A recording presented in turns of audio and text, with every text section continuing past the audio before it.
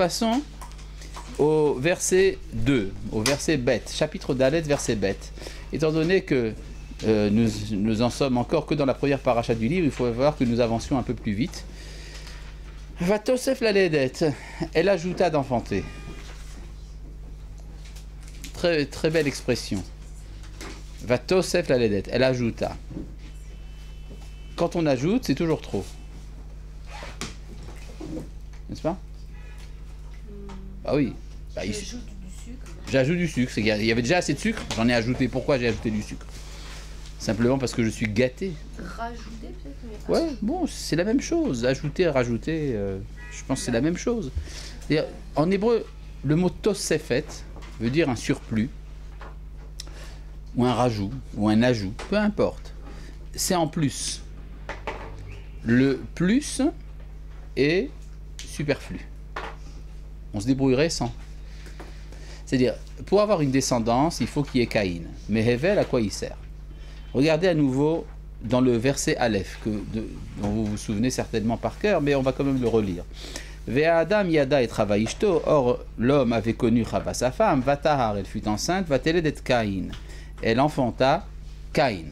On ne dit pas qu'elle a enfanté un fils, elle a enfanté Caïn. C'est-à-dire que le fils est un Caïn dès le départ. Que veut dire le mot Caïn? Une acquisition, n'est-ce pas? Un acquis. Pourquoi c'est un acquis? Parce que c'est lui qui permet à la femme d'acquérir le mérite de son être. Vous vous rappelez de tout ça? Oui ou pas? Non, pourquoi? Ah, on n'avait pas vu? D'accord. Eh bien, nous allons répéter. Le fait d'être une créature est un malheur, n'est-ce pas? C'est pour vous que je parle. Le fait d'être une créature est un malheur, n'est-ce pas? Parce que quand on est une créature, on est receveur. Or, être receveur, c'est le contraire de Dieu, puisque Dieu est celui qui donne. Donc, j'ai une malédiction dans le fait même d'être créé. Alors, ça peut engendrer, vous avez compris pourquoi? Il y a un problème moral. Parce qu'on donne à notre tour. Une seconde. Le problème moral est clair?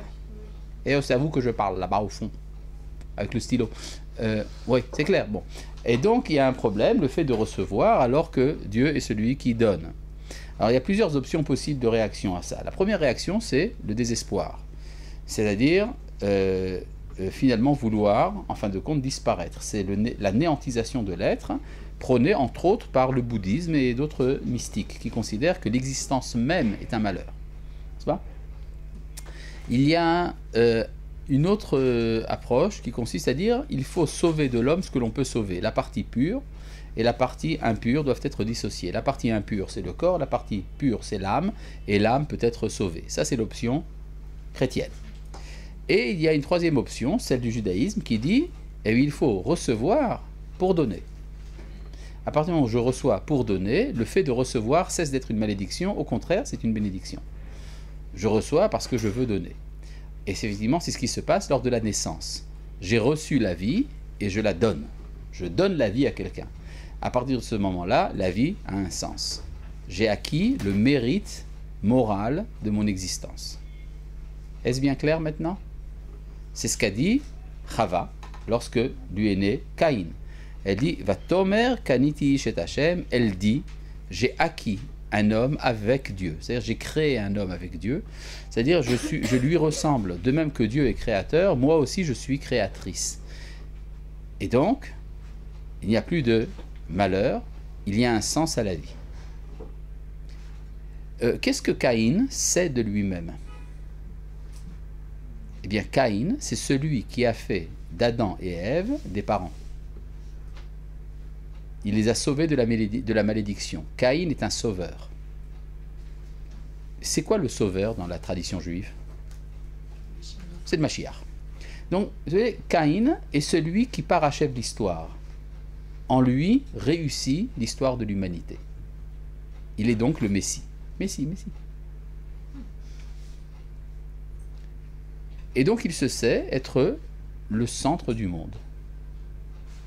Ce qui prouve l'origine juive de sa mère, à la fois parce qu'elle le considère comme le nombril du monde, et aussi qu'elle le considère même comme le Mashiach.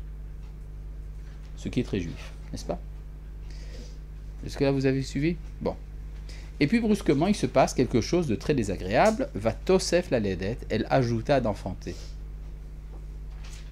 À partir du moment où elle ajoute d'enfanter, ce qui se passe, c'est que Caïn cesse d'être un fils, il devient un frère.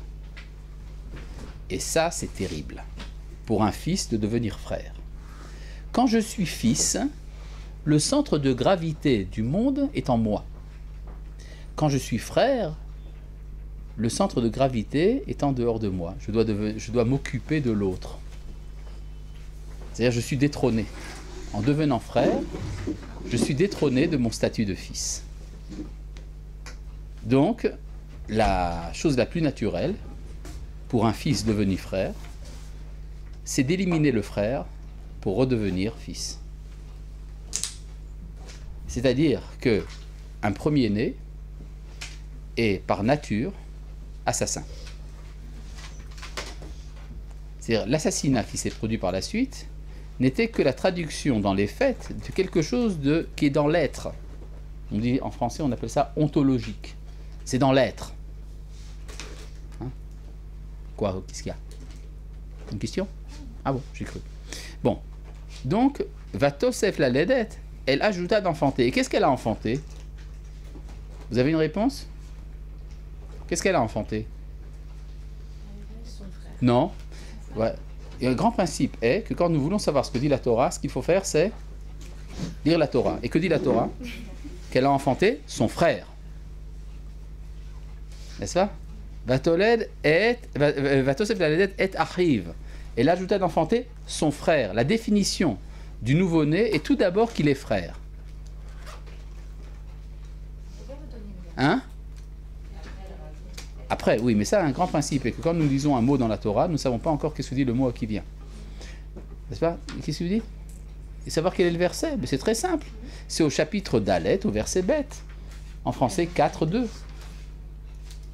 Dans le livre de Bereshit, en français Genèse. Qui est dans la Torah, en français Pentateuch. D'accord? Donc, Vatosef la ledette et achiv.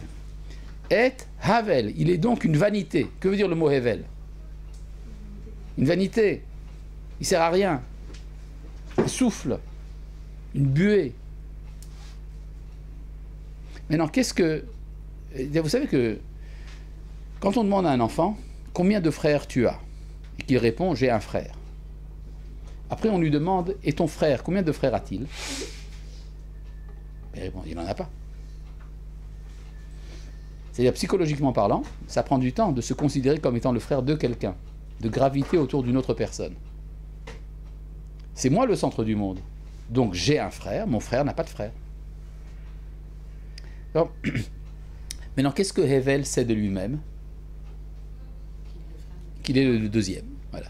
C'est-à-dire, le deuxième enfant est naturellement porté à la fraternité. Pour lui, ça ne fait pas de problème. Pour lui, ça va de soi. Et donc, il va se sentir responsable de l'autre par nature. Ce qui va expliquer son choix professionnel. Vayehi Hevel roetzon. Et alors, Hevel devint berger de troupeaux. Il va s'occuper des autres. C'est un berger. C'est un dirigeant, c'est, on peut dire à la limite, un éducateur. Vekain, quant à Caïn, Haya Oved Adama, il était travailleur de la terre. Travailleur de la terre, en hébreu, Oved Adama. Pouvez-vous m'épeler, je vous prie, le mot Oved? Comment est-ce qu'on écrit le mot Oved en hébreu? Ah, parce que vous avez lu le texte, vous. Mais en hébreu, comme il faut, on dit Aïn Vav Bet Dalet. Il manque un Vav. C'est comme si le texte voulait nous dire, sache que quand il travaille la terre, il est esclave, Eved, de la terre. Il est enchaîné à la nature.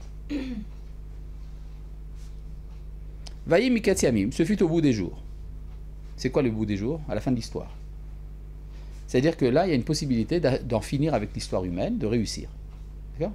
Vaïe Mikatiamim. Pour tout vous dire, ça s'est passé il y a des milliers d'années, tout ça. Donc ça veut dire que l'histoire n'est pas finie. Et donc ça n'a pas marché. Il a essayé, mais ça n'a pas marché. D'ailleurs, la chose qui serait encore le plus recommandée dans ce cours, c'est d'avoir un livre. Vous n'avez pas de livre? C'est terrible. Comment vous allez comprendre le cours? Bon, enfin, bon, que faire? Je sais pas moi, pourquoi il est esclave.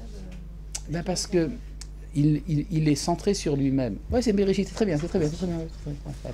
Voilà. Le problème est partiellement réglé. Ce livre-là aussi pourrait vous être utile. Voilà. Je vais vous dire une chose d'expérience. Un cours dans lequel on a un livre est compris 5 fois mieux que quand on n'a pas de livre. Non, c'est vrai, hein, bien sûr, vérité.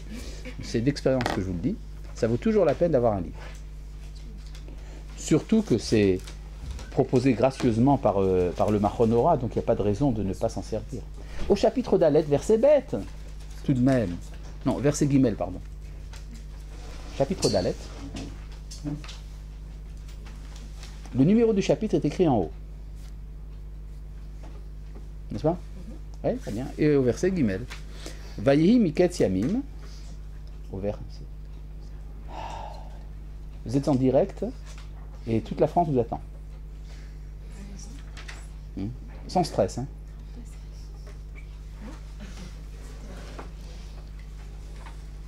Non, ça vous êtes au chapitre Aleph. J'explique. Le numéro du chapitre est écrit au milieu de la ligne d'en haut. C'est pas la page. Non, mais page 63. Oui, mais c'est très bien, je vous attends. Ne soyez pas stressés, hein, c'est pas difficile.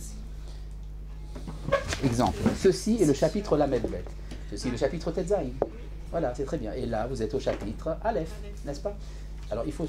Maintenant, Zaïn, c'est après d'Aleph. Très bien, oui, oui. Donc, c'est avant, c'est avant. C'est de droite à gauche en hébreu. Encore avant, oui, voilà, ça c'est Hé, déjà, très bien. Et bête, non, c'est après. Là, encore un peu. Voilà, très bien, vous êtes au chapitre d'Aleph. Maintenant, le verset Gimel, le numéro du verset est écrit au début de la ligne du verset, n'est-ce pas? N'est-ce pas? Voilà, Aleph, Bet, Gimel, voilà, c'est ça. Maintenant, on va vous faire après des exercices pratiques. Alors, trouvez tout de suite le chapitre Kaf Gimel, verset Yud Bet. Bon, très bien. Bon, Vayi Miketz Yamim, ce fut à la fin de l'histoire. Bon, littéralement, ça veut dire que c'était après un certain temps. Vayave Caïn mi peri ha'adama min Hashem. Caïn amena des fruits de la terre en présent à Dieu. Ça veut dire que il amène quelque chose mi peri ha'adama. Vous savez qu'il y a un commandement dans la Torah d'amener des fruits à un moment. Ça s'appelle comment cette mitzvah? Les bikurim, les prémices, n'est-ce pas? C'est quoi les prémices? Quels fruits est-ce qu'on amène? Les premiers, n'est-ce pas? Les premiers fruits qui sortent dans le verger, c'est eux que j'amène au temple. C'est-à-dire que la première chose, je la donne à l'autre. Et qu'est-ce que je prends pour moi alors? Le reste. C'est-à-dire, si je sais que je suis deuxième, je prends le reste. Donc, le début, en hébreu, Réchit, c'est pour l'autre. Et je garde pour moi le reste, en hébreu, She'erit. C'est les mêmes lettres. N'est-ce pas? Mais, Caïn n'amène pas les premiers fruits, il amène des fruits. Ça veut dire qu'il a pris les premiers pour lui. Et donc le Midrash comprend que Caïn a amené également les moins bons. Le meilleur, c'était pour lui. Et le moins bon, c'était pour l'autre. L'autre, dans ce cas précis, Dieu. N'est-ce pas? Verset Dalet, Vehevel, quant à Hevel, Hevi Gamou, lui aussi avait amené Mi Bechorot Tsono, des premiers-nés de son troupeau, ou Mechel Behen, et des plus gras. Vous comprenez, la réaction est immédiate. C'est-à-dire, étant donné que Caïn se pense premier, donc le premier c'est pour lui, et le reste c'est pour l'autre. Tandis que chez Hevel, il sait très bien qu'il doit amener le premier pour l'autre, et le reste pour lui.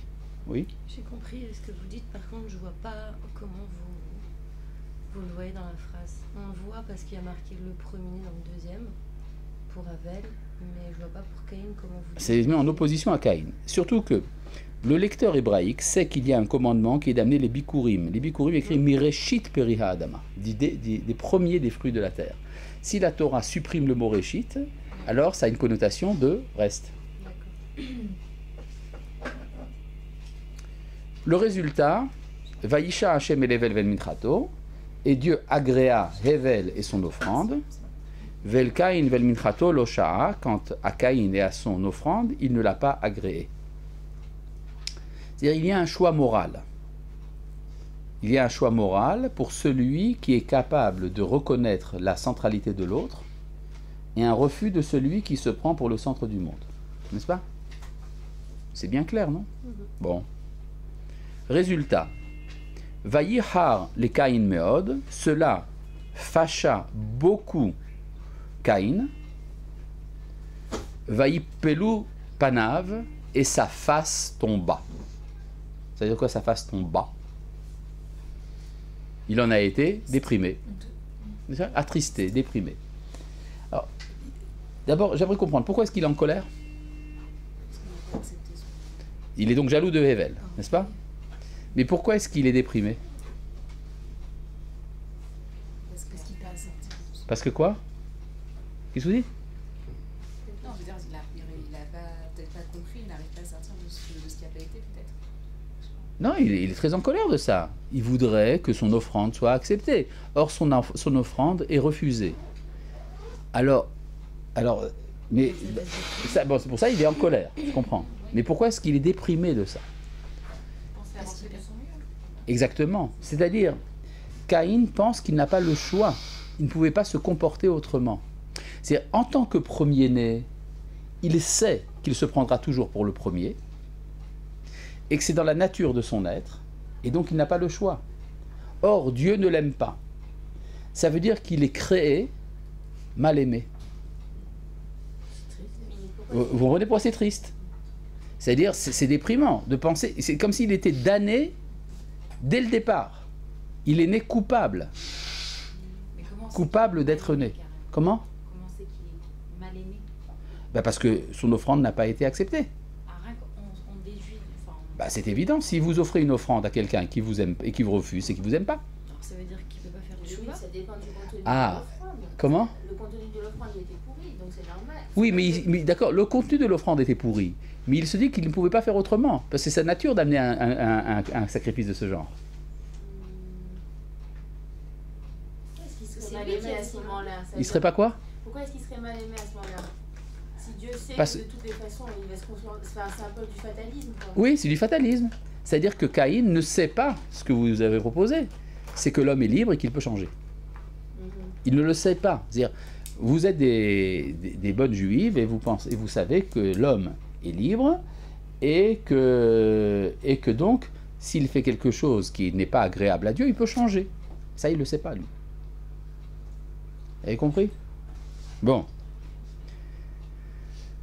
Et donc, qu'est-ce qu'il faut faire pour sauver Caïn? Qu'est-ce qu'il faut lui apprendre? Il faut lui parler. Lui parler, mais lui dire quoi? Qui peut faire chouva? Qu'il est libre. Et donc il peut faire teshuva. C'est même pas vraiment un péché, parce qu'il n'a pas fait une transgression. Mais on peut lui expliquer qu'il est libre. Et sa mère, elle lui apprend pas? Sa mère n'est pas là. On a l'impression qu'elle est complètement évacuée du coup. C'est-à-dire, il n'y avait pas d'intervention des parents à ce moment-là. À l'époque de Rivka et de Yaakov et Esav, il y a eu une intervention de la mère qui a sauvé la situation. Verset Vav. Vayomer Hashem el Caïn. Et alors Dieu dit à Caïn. Qu'est-ce qu'il va lui dire? Qu'est-ce qu'il doit lui dire? Qu'est-ce qu'il doit lui dire? Tu peux changer. Il peut lui dire qu'il est libre, n'est-ce pas? C'est ce que j'ai essayé de dire déjà 3 fois. Donc à la 4e fois, j'aurais pu attendre que vous puissiez répondre. Bon, c'est donc que je suis un mauvais enseignant. Vayomer Hashem el Caïn. Et Dieu dit à Caïn. Lama hara lach. Pourquoi es-tu en colère? Velama naflu panecha. Pourquoi ta face est-elle tombée? Allô? Ne répondez pas au téléphone. Allô imtetiv seet. Alors que si tu t'améliores, tu peux surmonter. Ça veut dire, ce que dit Akadosh Baruch Hu à Caïn, il lui dit, tu as de la chance d'avoir un handicap de départ. Parce que si tu surmontes ton handicap, tu auras un mérite plus grand que celui de Hevel. Donc c'est bien d'avoir commencé mal. Aloim tetiv, c'est parce que si tu t'améliores, tu monteras. Vimlotetiv, et si tu ne t'améliores pas, la peta hatat rovetz. À l'ouverture, le péché est tapi. Ve'elecha teshukato, il aspire à toi. Ve'ata, mais toi, timsholbo, tu peux le dominer. Vous avez compris? C'est-à-dire ce qu'Akadosh Baruch Hu révèle à Caïn, c'est un élément qu'il ne savait pas. C'est d'abord qu'il a le libre arbitre. Deuxièmement, que puisqu'il a le libre arbitre, il peut changer. Et que s'il change, il aura plus de mérite que Hevel. Donc il n'a pas à être en colère, ni à être déprimé. Au contraire, il doit être content. Si vous entendez, mettez-vous maintenant à la place de Caïn et vous entendez une chose pareille. Qu'est-ce que vous essayez de faire maintenant? On va changer. Comment? D'apporter des nouveaux fruits, des beaux. Ou bien d'apprendre la fraternité. D'accord? Et donc comment il va faire ça? Il doit pour cela parler avec son frère. Et qu'est-ce qu'il doit lui dire? Apprends-moi. Apprends-moi, ou bien il doit lui dire, tu es mon frère. Ah, mon frère. Vayomer Caïn el Hevel, et alors Caïn dit à Hevel, arrive qu'il était son frère.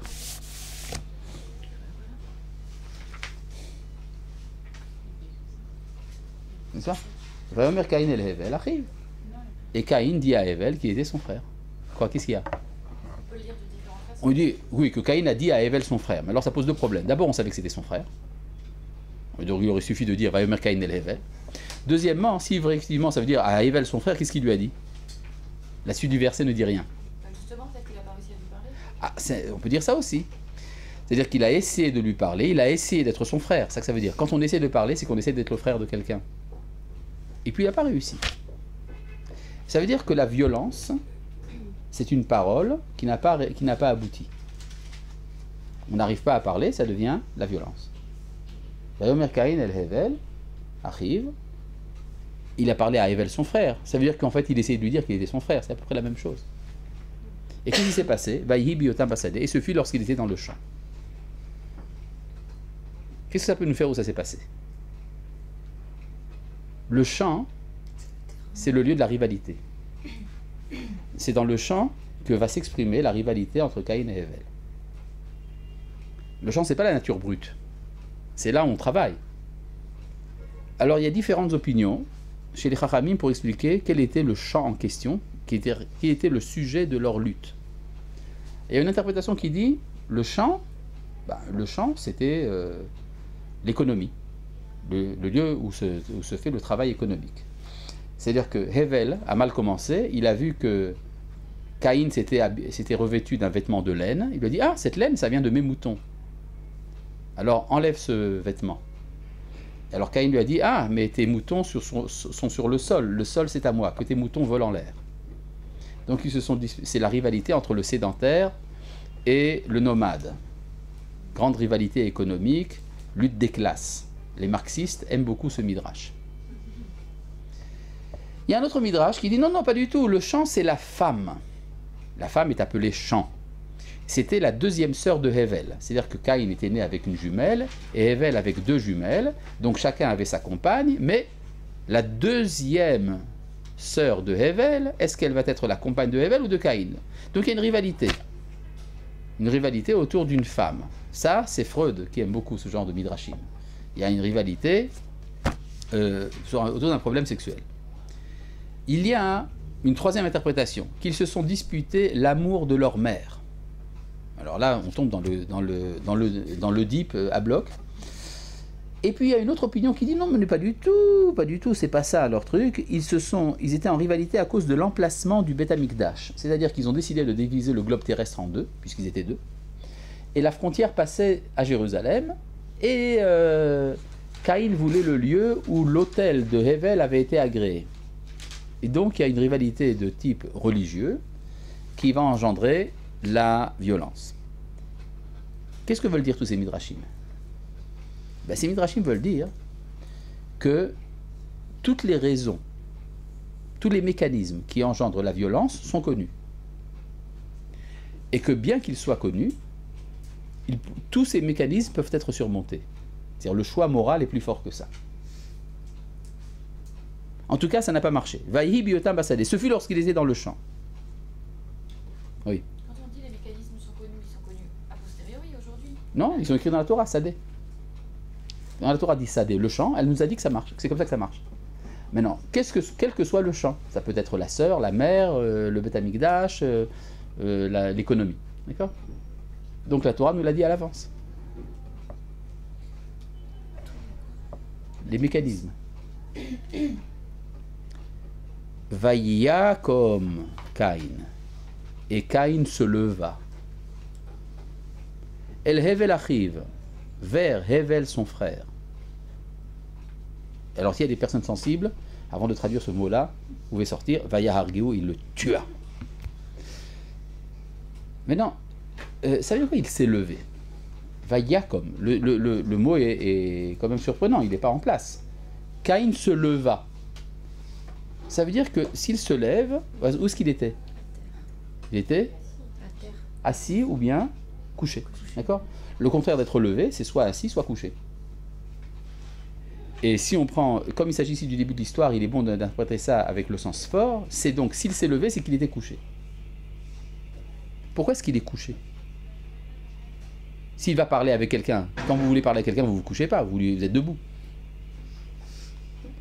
Mais c'était pas encore remis des Vaïkelipana. Non, pas du tout.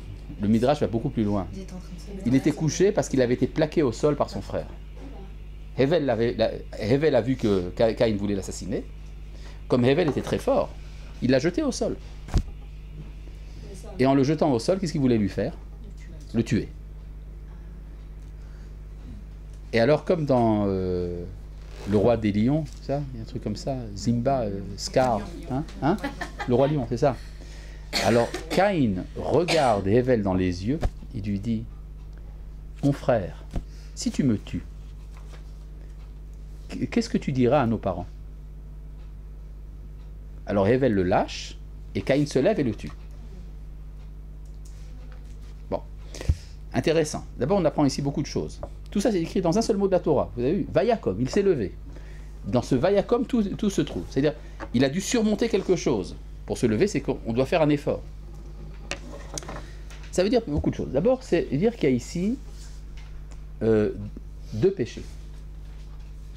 Il y a le péché de Caïn, qui a tué son frère. Comment a été sa punition? Je sais que vous n'en avez pas encore eu la suite, mais vous savez sa punition, c'est quoi? Il est devenu errant. Et il y a le péché de Hevel. Quelle a été la punition de Hevel? Il s'est fait tuer. Ça veut donc dire que le péché de qui est le plus grave? Celui de Hevel. Quel était son péché? Il a cru Caïn. Quand il lui a dit mon frère. C'est-à-dire, quel est le péché? C'est un péché d'éducateur. Ça veut dire, il n'a pas su diagnostiquer quel était l'état moral de Caïn. Il a cru que Caïn avait déjà intégré ses valeurs à lui. Parce que quand Caïn lui dit mon frère, il vient au nom des valeurs de Hevel. C'est très fort, c'est ce qu'on a en politique aujourd'hui. Ah, je savais pas, vous êtes au courant? Vous lisez les journaux, vous? C'est-à-dire, quand on essaie d'attraper quelqu'un par la paix, on y arrive. Oui. Ah, bien sûr, Quand c'est ça. on est déclaré ennemi, on le tue et c'est fini. Voilà, c'est ça. C'est-à-dire, il y a ici quelque chose de très grave, c'est que Hevel considère que Caïn, l'assassin, a déjà intégré les valeurs démocratiques de Hevel, et donc il joue le jeu. Il va donc lui donner son autonomie, et Caïn va s'en servir pour tuer Hevel. Pourquoi à la base Hevel l'a voulu le mettre à terre? Parce qu'il faut se défendre. Non mais oui, mais il est venu lui parler, donc il n'est pas venu le tuer à la base. Il a dû voir ça. Sinon, pourquoi il l'aurait plaqué au sol? Est-ce que Hevel voulait tuer Caïn? Il n'est pas naturellement porté à ça. C'est donc qu'il y avait un jugement de la part de Hevel. C'est ça qui fait la chose encore plus grave. C'est-à-dire, ayant compris que Caïn était mal intentionné, il a cru que rien qu'en le dominant, déjà le monde des valeurs de Caïn avait changé. Il n'a pas compris la ruse. Or ça, c'est une erreur de responsable éducatif. Celui qui a la responsabilité de l'éducation de l'autre doit savoir quand est-ce que les valeurs sont intégrées chez l'autre. En même temps, c'est son petit frère, donc il n'a pas forcément. C'est son grand frère. Hevel. Hevel, c'est le petit frère de Caïn. Oui, et alors? Donc il n'a pas forcément à éduquer son grand frère. Si. Parce que c'est toujours le deuxième qui a la responsabilité de l'éducation.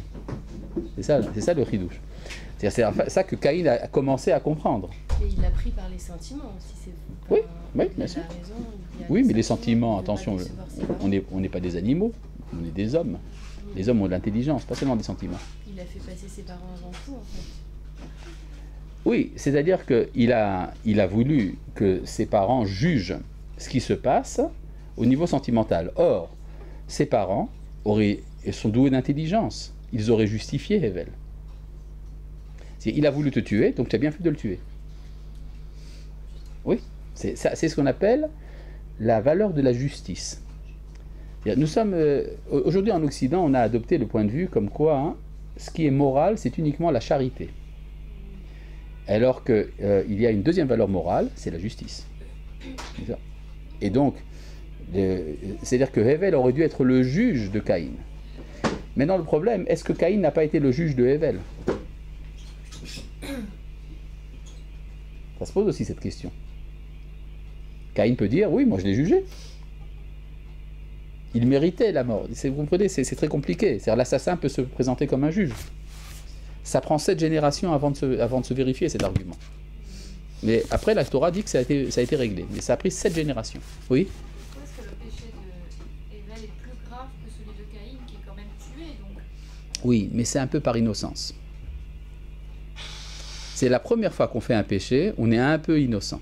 Bah, c'est la naïveté alors. Son péché c'est d'avoir été naïf ou Quoi, quoi? chez Hevel?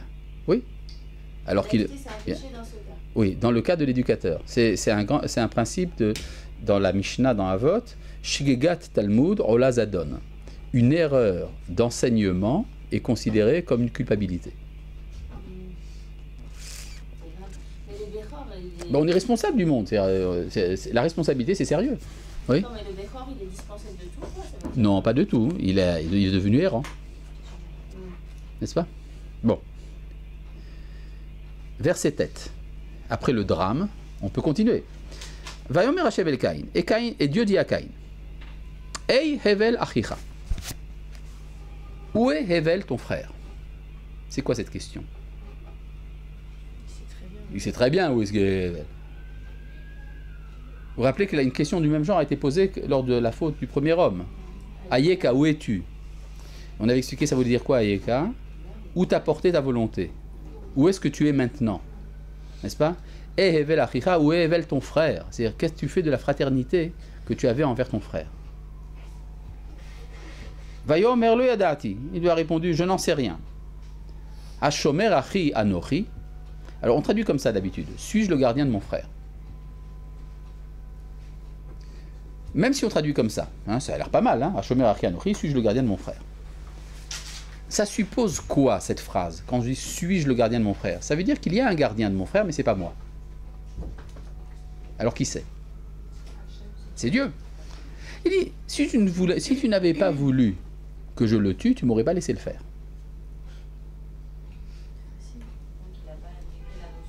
Si, il l'a intégré. Mais justement, c'est au nom de cette notion de libre arbitre qu'il va dire à Kadosh Baruch Hu, de toute manière, les deux options que je peux faire, le bien et le mal, sont voulues par toi. Sinon, tu ne me laisserais pas faire le mal. C'est-à-dire, j'aurais pu faire le bien, j'aurais pu ne pas le tuer, mais j'aurais pu aussi le tuer. C'est ce que j'ai fait. Dans les deux cas, c'est ta volonté. Alors qu'est-ce que tu me veux? Finalement, j'ai fait ton plan. Hashomer Achi, celui qui est le gardien de mon frère, Anochi. Qui c'est Anochi? C'est Dieu lui-même, qui s'appelle Anochi. Il est le je, J-E, par excellence. Celui qui, plus que tout autre, peut dire moi. Et donc, il dit à Kadosh Baruch Hu, bon d'accord, j'ai fait le mal, mais tu peux très bien t'arranger avec le mal. C'est-à-dire, les hommes décident de faire le bien, et puis ça amène à l'aboutissement de l'histoire. Et les hommes décident de faire le mal, ça amène aussi à l'aboutissement de l'histoire. Akadosh Baruch Hu sait s'arranger avec toutes les options. C'est-à-dire, le fait qu'il y ait des malheurs dans l'histoire, ça n'empêche pas Dieu de réussir l'histoire. Donc, ce que dit Hevel, ce que dit Caïn, bon, bah, j'ai tué, c'est peut-être pas bien, mais finalement, ça t'arrange. Vayomer, il répondit. Il faut répondre à l'argument. Vous voyez que c'est très sérieux. Ce dialogue n'est pas n'importe quoi. C'est toutes les questions posées par les assassins qui sont des questions sérieuses, quand elles sont sincères. Vayomer Me'asita, il dit, qu'as-tu fait? C'est-à-dire quoi, qu'as-tu fait? C'est-à-dire, quand toi tu l'as tué, tu n'as pas fait ça pour faire ma volonté. Tu l'as fait pour faire ta volonté. Parce que tu étais jaloux. C'est-à-dire, si Caïn avait décidé de tuer Hevel pour accomplir rien que la volonté du Créateur, faire le jugement de Dieu, alors non seulement il n'aurait pas été condamné, il aurait peut-être été même récompensé. Mais, étant donné que Caïn le fait par son intérêt personnel, ne serait-ce qu'un petit pourcentage d'intérêt personnel, alors il est jugé en fonction de son monde à lui. Je vais vous raconter une petite histoire tirée d'un midrash. Vous voulez entendre une histoire? Oui. Oui, très bien.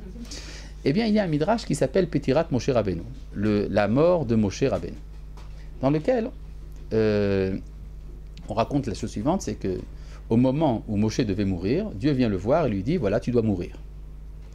Et Moshe répond, mais pas du tout, je ne mérite pas. Qu'est-ce que j'ai fait de mal? Alors quand Jochou lui dit, oui, tu as frappé le rocher. Hein, frapper le rocher, tu sais très bien que c'est des blagues, cette histoire. Et il explique pourquoi ça ne tient pas. Et le Midrash amène quelque chose comme une dizaine d'arguments de Dieu. Pourquoi est-ce que Moshe doit mourir? Et Moshe les réfute les uns après les autres. Et à la fin, il lui dit, oui, mais quand tu as tué l'Égyptien, tu l'as fait sans me demander mon avis, n'est-ce pas? Hein? Pourquoi tu ne m'as pas demandé mon avis? Réponse de Moshe, hein? Ça? J'en ai tué un, mais toi tu les as tués tous. C'est-à-dire, suppose, ça veut dire que Dieu veut la mort des Égyptiens, donc j'ai fait ton travail. Réponse d'Akadosh Baruch Hu, hein, moi, je peux les ressusciter, toi tu ne peux pas le ressusciter. C'est-à-dire quand Dieu tue, c'est des blagues. Il peut très bien ressusciter celui qu'il tue. Mais l'homme qui tue ne peut pas ressusciter. Donc tu dois mourir. Et Moshe, entendant ceci, accepte l'enseignement, il accepte de mourir et il meurt. Bon, très belle histoire, mais elle pose un problème, cette histoire. À la place de Moshe, moi j'aurais répondu encore quelque chose. L'Égyptien que j'ai tué, tu peux aussi le ressusciter, que ça peut te faire. N'est-ce pas? Ce qui prouve que Moshe est jugé non pas en fonction des considérations d'Akadosh Baruch Hu, mais en fonction de ses considérations à lui. Et on est toujours jugé par rapport à son monde. On ne connaît pas la faute de Moshe. D'après le Midrash, si, c'est qu'il a tué l'Égyptien sans demander l'autorisation. Bon, en fait, c'est beaucoup plus compliqué que ça. Mais enfin, d'après le Midrash, je me sers du Midrash pour l'instant. C'est pas? Le Midrash, c'est que la moitié d'un drash. Il y a encore beaucoup de choses à dire. Mais,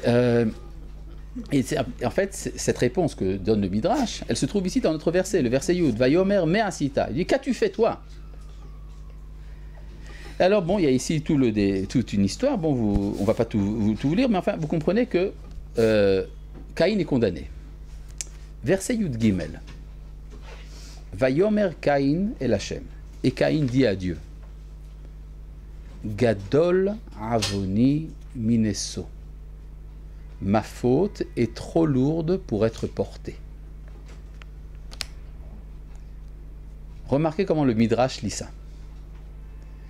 Comme étant une interrogation. Gadol avoni minso, ma faute est-elle trop lourde à supporter? C'est-à-dire, est-ce que toi qui portes le monde entier, tu ne peux pas porter ma faute? Argument extraordinaire. C'est-à-dire, c'est vrai, bon, je suis coupable, c'est pas bien, je suis méchant, je mérite une punition, mais que ça peut te faire? Bonne question, non? J'invoque la clémence divine qui, de toute façon, ne va pas s'arrêter sur un vermisseau comme moi. Je ne suis rien. Alors que tu m'as renvoyé aujourd'hui de la face de la terre. Ou mipanecha et sa terre, je vais devoir me cacher de ta face. Vaïtina vanad baaretz, je serai errant sur la terre. Vaya kol motzi argeni, tout celui qui me trouverait me tuerait. C'est-à-dire, je suis abandonné au hasard. Comment il peut penser qu'il peut se cacher alors qu'il parle à Hachem? Non, mais justement, maintenant je vais devoir me cacher de ta face. C'est-à-dire, si je deviens coupable, je ne pourrai plus supporter la présence de ta face. Il ne sait pas qu'il pourra jamais le faire. Quoi? On peut pas se cacher de la face. Si, on peut. Bien sûr qu'on peut. La face de Dieu, c'est où? C'est pas qu'elles sont où c'est où, c'est Si, comme il est partout. Non, la face, elle n'est pas partout. Il y a la face, il y a l'arrière. La face, c'est en Eretz Israël. Il est renvoyé d'Eretz Israël. D'accord. Il y a des situations de Giloui Panim et Esther Panim, quand la face est révélée, quand la face est cachée. En tout cas, c'est le langage employé par la Torah. C'est-à-dire dans la Torah, ce qu'on appelle la face de Dieu, c'est un état d'être particulier dans lequel il y a une rencontre. Et puis il y a des moments où la face se cache. Par exemple, c'est le cas de notre époque, où depuis que la prophétie a cessé, la face ne se révèle plus. Alors, mais en Eretz Israël, ça commence à se révéler à nouveau. On est dans un bon moment de l'histoire. La face commence à apparaître. Les voiles disparaissent. Oui ? Il y a quelque chose qui me dérange. Il est en train d'utiliser la même tactique qu'avec son frère. Pourquoi ? Ah oui. Parce qu'il est en train de faire de la négociation, comme frère. Non, c'est pas la même chose. Là, il admet ce qu'Akadosh Baruch Hu lui dit. Mais il lui dit, moi, alors que toi, tu peux très bien supporter ma faute, moi, je ne peux pas la supporter. D'accord ? Et l'argument est accepté. C'est ça qui est extraordinaire. Il est sincère ou il est rusé, non? Non, il est sincère. Vayomer lo Hashem, la preuve, c'est que c'est accepté. Vayomer lo Hashem, lachen kolore Kain shivatayim yukam. C'est pour ça que Dieu dit, il jure que tout celui qui tuerait Caïn, 7 fois il serait vengé. Vayasem Hashem le Caïn hot. Et c'est pour ça que Dieu mit pour Caïn un signe, les vilti akototo kol motseo, pour que personne ne le frappe. Il est lâche, en fait. Mais c'est-à-dire, bon, quel que soit le contenu exact, c'est quoi ce signe? Vous savez, Victor Hugo a écrit un truc là sur l'œil était dans la tombe et regardez Caïn. C'est à nouveau une vision mythologique de la chose. C'est comme si il y avait une malédiction sur Caïn. D'après la Torah, le signe de Caïn, au contraire, c'est ce qui le sauve.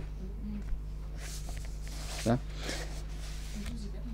Quoi? C'était quoi le rapport avec la face de Hachem? Et à partir du moment où on est renvoyé de la face, on n'est plus sous le coup de la providence. Donc on est livré au hasard.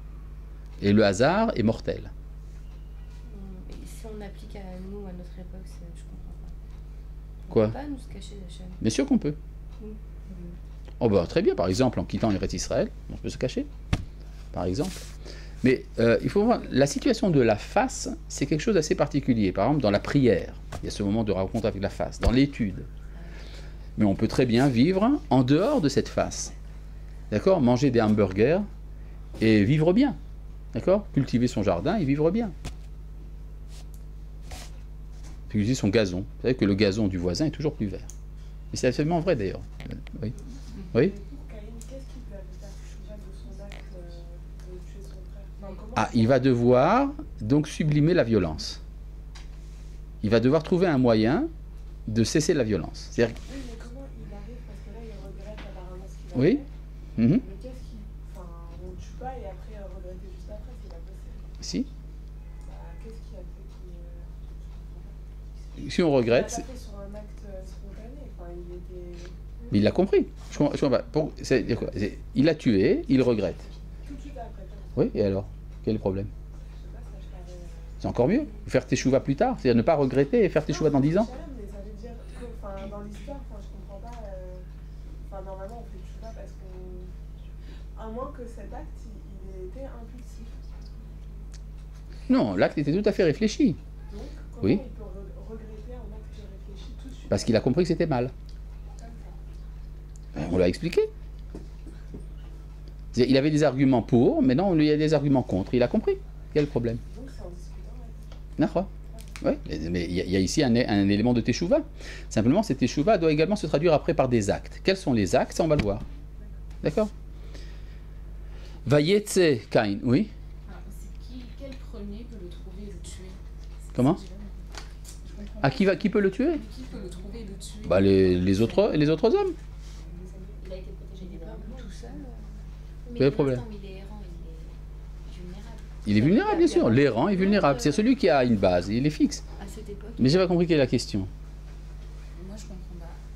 Qu'est-ce que vous comprenez pas? Dites-le. Parlez sans crainte.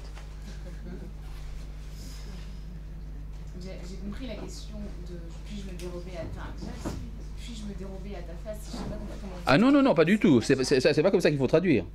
Je vais me dérober de ta face. Ça, c'est absolument vrai. Alors, je vais me dérober de ta face. Oui. Donc, il va être chassé d'Israël. Oui, pas seulement d'après certains midrashim, il va dans l'hémisphère opposé, c'est-à-dire en Amérique. Oui. Et le premier qui me trouvera me tuera. Oui. Alors, qui est ce premier?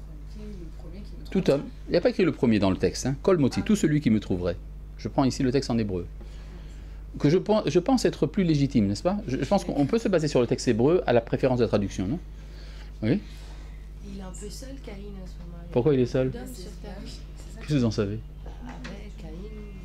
On n'en sait rien combien d'hommes il y avait sur terre à l'époque. On ne peut pas savoir. Oui. Qui on a On dit qu'Hachem lui a mis un signe pour que personne ne le sache. Oui.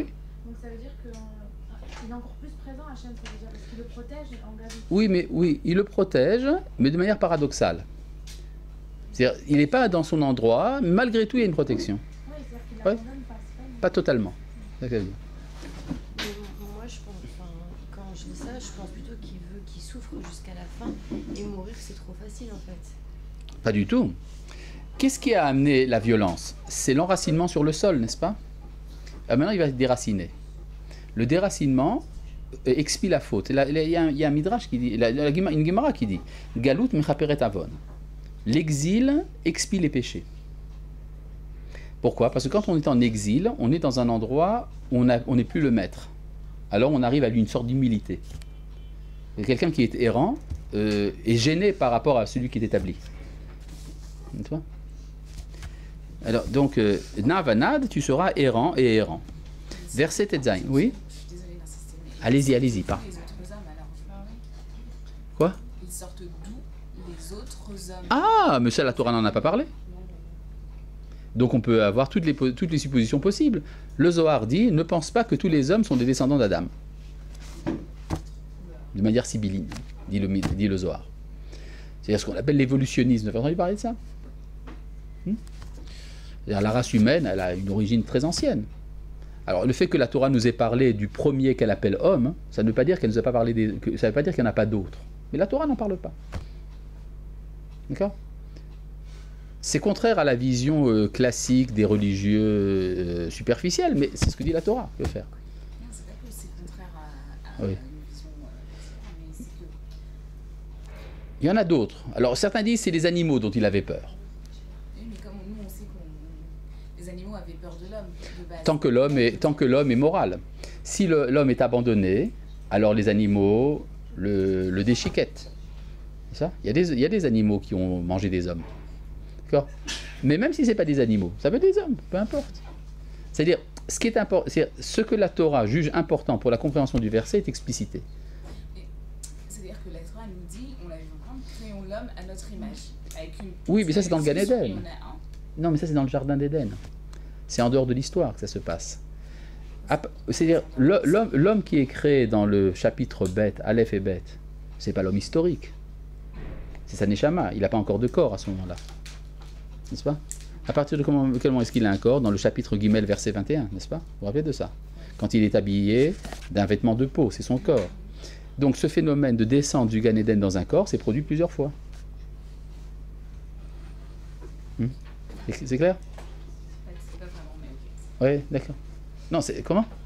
C'est pas vraiment clair, mais c'est pas grave. C'est pas très grave, la vérité. Pour l'intelligence du texte, ce que je veux dégager, c'est pas si important que ça. Bon. Vayetse Caïn milifne Hachem, Caïn sortit de devant la face de Dieu, c'est écrit en toutes lettres. Milifne Hachem, de la face de Dieu. Je traduis ici selon l'hébreu. Vayeshev be'eretz nod. Il s'installa dans le pays de l'errance. Très bizarre. Si on est dans l'errance, on ne s'installe pas. Ça veut dire qu'il a commencé à surmonter la malédiction. Il a commencé à s'installer. Et comment est-ce qu'il va régler le problème? Eh bien, tout cela, nous le verrons la prochaine fois. Shalom.